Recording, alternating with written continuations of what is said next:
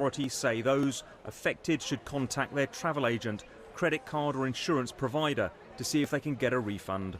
Colin Campbell, BBC News. Well, earlier I spoke to Peter Morris, who's chief economist at the aviation consultancy Ascend, and asked him what he thought had gone wrong at PMflybmi. Basically, aviation is linked in directly to the economy. And with the uncertainty in the UK economy, that uncertainty transmits itself through to aviation. They've also had the problem of being caught between the low-cost carrier model at the bottom end of the market and the network carriers at the top of the market. And the space left there for regional operators is relatively limited. And so much of their business is to and from Europe that clearly the massive uncertainty that exists regarding the aviation environment, which has been built up over 40 years and suddenly looks like potentially could unravel in a very short space of time, hits them harder than anyone. Yeah, we were hearing in that report, too many seats, too few customers. On average, about only 18 seats per flight were filled for PMflybmi.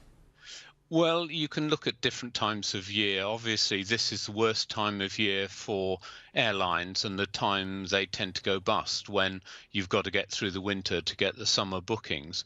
But it's the uncertainty all the way across that I think affects it, and particularly if you've got issues about freedom of movement for European citizens and so on, clearly the demand there gets impacted as well. And are fuel costs being blamed particularly, as well as uncertainty over Brexit? Well, I think fuel costs have gone up and gone down, but I think one of the important things was the mention that PMflybmi made of European contracts. Clearly, people do not want to give European-based contracts when the regulatory status of the airline might be in question. I mean, another ancillary factor is that if you actually look at the devaluation of the pound that's taken place since 2016, then Brits have basically got less money to spend on travel. And if that carries on, that devaluation, there's going to be even less money to spend. So are other smaller airlines vulnerable at the moment, do you think?